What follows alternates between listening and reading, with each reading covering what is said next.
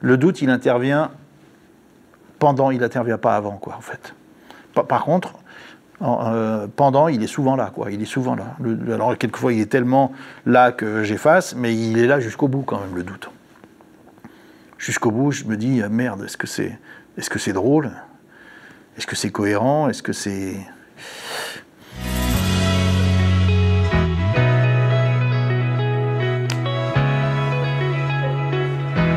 Bonjour et bienvenue dans cet entretien de Jacques Chambon. Jacques Chambon, vous le connaissez tous, c'est le Merlin de Kaamelott. Mais ce que vous savez peut-être moins, c'est que c'est un auteur qui a écrit plus d'une vingtaine de pièces de théâtre. Que ça soit de la comédie, que ça soit du drama. Le point commun entre toutes ces pièces, c'est qu'elles sont extrêmement bien écrites. C'est un excellent auteur. Cet entretien va être divisé en 4 parties.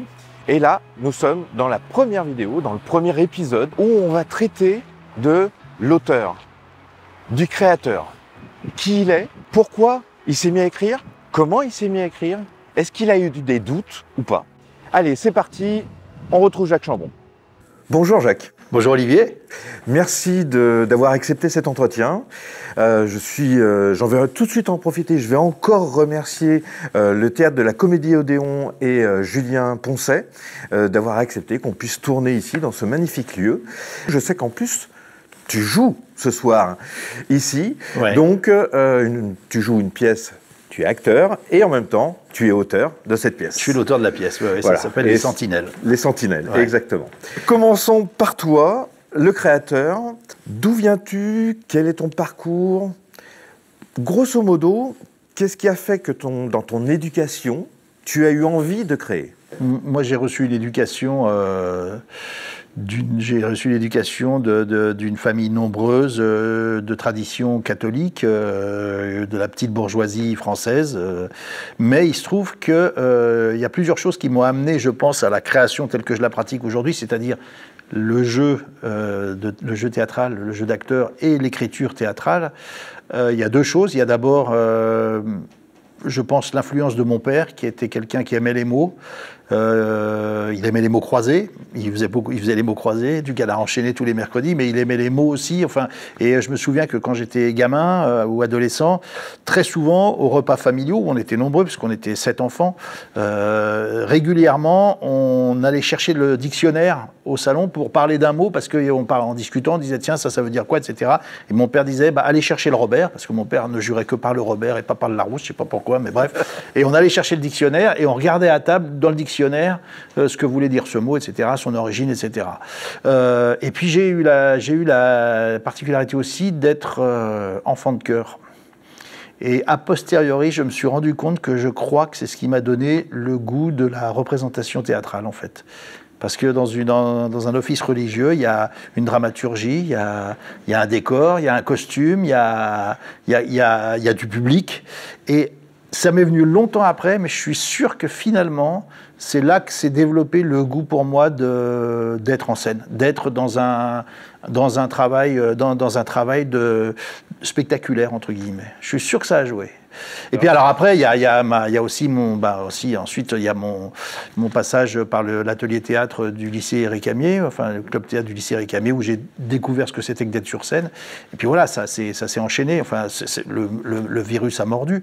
Mais le fait que je sois créateur de mots, c'est-à-dire que je joue avec le mot, c'est lié à cette éducation-là, au goût des mots qu'on avait chez moi, et puis au fait que je ne suis pas musicien, je n'ai pas d'oreille, je n'ai pas un sens visuel très développé, c'est-à-dire que je réfléchis en général au dernier moment à ce que va être le décor ou à ce que va être l'aspect visuel de ce que je fais. Et donc, mon matériau de prédilection naturel, c'est le mot, quoi. Voilà. D'accord. C'est une envie, on se connaît un peu et jamais j'aurais imaginé que ça puisse venir du fait que tu étais enfant de cœur. Mais en fait, je suis pas sûr, mais je pense qu'inconsciemment, je sais que j'aimais ça. J'aimais enfiler un costume et rentrer devant un public dans une dramaturgie, parce qu'une messe, c'est une dramaturgie, donc je suis sûr que ça a joué. Alors, à ce moment-là, je ne m'en rendais pas compte, mais a posteriori, je me suis dit, tiens, c'est peut-être là qu'il y a un petit ferment qui a été déposé. D'accord. Et du coup... Donc là, tu me dis, tu n'en avais pas conscience à l'époque, évidemment, tu vivais le truc. Est-ce qu'il y a un moment donné, dans ton parcours, et tu as commencé à nous en parler, je crois, est-ce qu'il y a un moment donné, tu t'es dit, tu as eu envie de créer? Tu t'es dit, j'aimerais bien être un créateur, un artiste. Bah, moi, je fais la distinction entre le créateur et l'artiste. En tant que comédien, je me sens pas un créateur parce que c'est pas un travail qui se fait ex nihilo. C'est pas un travail qui se fait à partir de rien. C'est un travail d'interprète. Voilà. On travaille sur la création de quelqu'un d'autre et on essaye de lui apporter ce qu'on est, ce qu'on peut donner, etc. Ça, c'est venu. La certitude de cette envie-là, elle est venue dans cette expérience théâtrale au lycée, où je me suis rendu compte que je vivais des émotions comme je n'en avais jamais vécu ailleurs en étant sur un plateau de théâtre. Ça a été le premier déclencheur de mon envie d'être acteur. Ensuite, l'envie d'être créateur, c'est-à-dire de créer à partir de rien, c'est-à-dire d'écrire, elle est venue très prosaïquement de l'envie du comédien de se servir du texte, entre guillemets. C'est-à-dire que... alors, c'est l'envie de servir du texte à d'autres, déjà. C'est-à-dire que j'ai commencé à écrire pour les autres. Les premiers spectacles que j'ai écrits, ils n'étaient pas pour moi, ils étaient pour des comédiens ou des comédiennes pour qui j'avais envie d'écrire ou qui me le demandaient.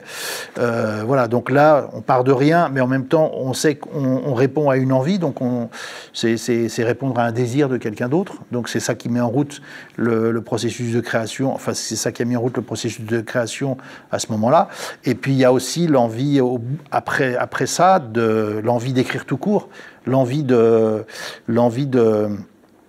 d'écrire pour moi, comédien, puis l'envie d'écrire des choses dans lesquelles je puisse glisser une certaine façon de voir la vie, l'existence, ou d'une certaine critique, une certaine critique ou une certaine vision du monde, de l'humanité, de ce qu'on est, de ce que je suis. Alors, en gros, tu avais envie de partager ta vision de l'humanité, de l'homme. À un moment donné, tu as eu envie de ça. C'est-à-dire que tu étais interprète, ouais. Et puis à un moment donné, tu as fait « Ah putain, j'ai envie de ça, quoi ». Oui, au départ, c'était j'ai envie d'écrire pour tel et tel comédien, et j'ai envie de leur servir des textes qui leur plaisent et qu'ils aient plaisir à développer. Et puis à l'intérieur de ça, je me suis dit je vais me servir de cet outil-là pour aussi dire des choses très modestement, parce que moi j'écris surtout des comédies, c'est principalement ce que j'ai écrit jusque-là, pas seulement, mais principalement, et je me sers de ces moments de comédie pour glisser quelques messages, je mets des gros guillemets, parce que c'est pas du tout, je veux pas être didactique, je veux pas être...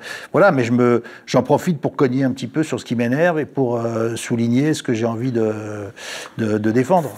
Il y a un truc que je trouve super intéressant, c'est que tu as eu envie d'écrire pour les autres, et pas pour toi, alors que tu étais déjà acteur.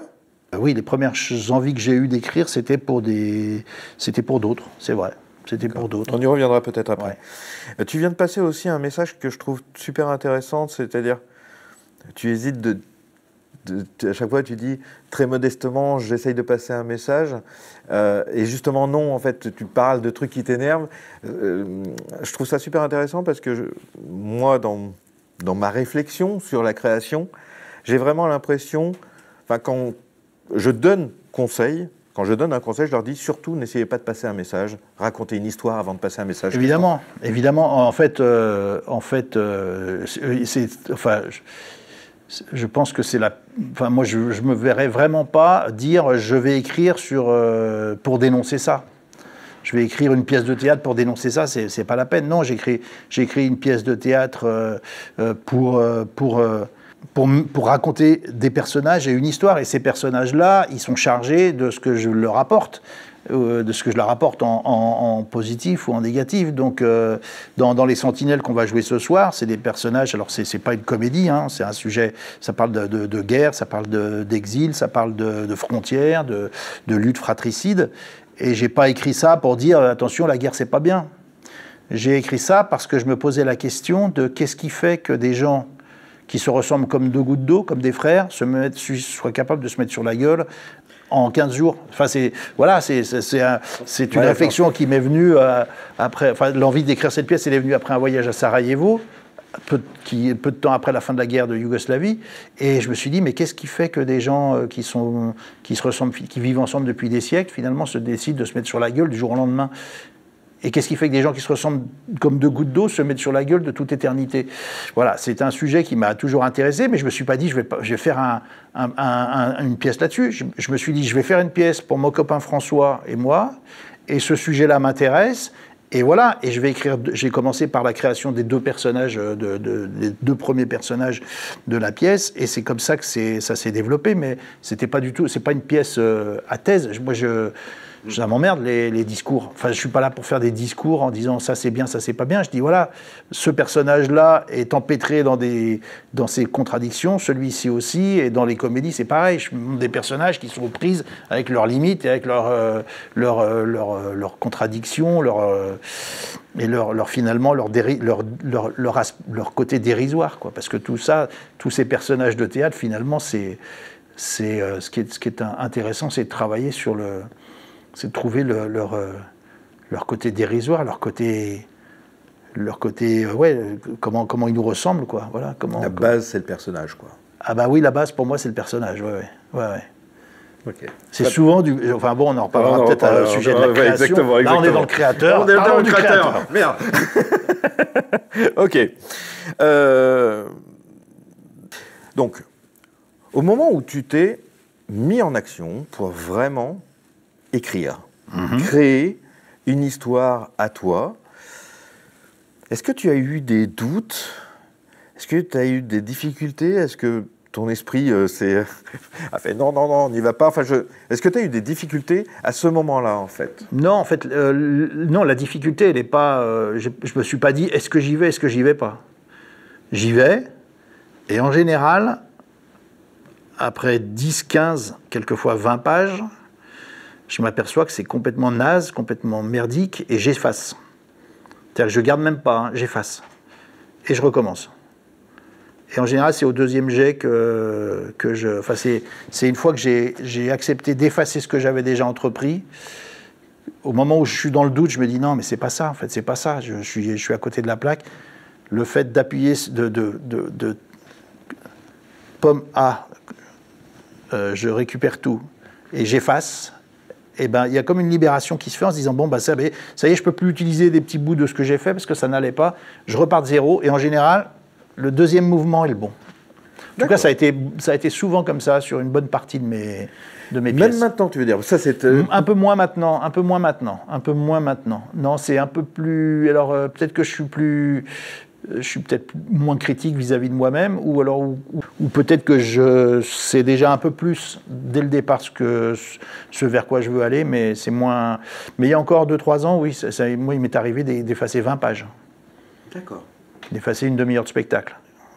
Moi c'était 30. Mais ouais. Non, mais voilà, 30. Non, mais voilà, mais c'est vrai tu repars de zéro. Et je pense qu'il vaut mieux accepter de repartir de zéro. Ça sert à rien de se dire je vais récupérer des bouts, des trucs, des machins. Ça, à mon avis, ça marche pas. Le doute, il intervient pendant, il n'intervient pas avant, quoi, en fait. Par contre, pendant, il est souvent là, quoi. Il est souvent là. Alors, quelquefois, il est tellement là que j'efface, mais il est là jusqu'au bout, quand même, le doute. Jusqu'au bout, je me dis, merde, est-ce que c'est drôle? Est-ce que c'est cohérent? Est-ce que c'est... Ok. On va effectivement y revenir aussi là-dessus. Voilà, cette première partie est finie. Je vous retrouve tout de suite dans la 2e partie pour la création.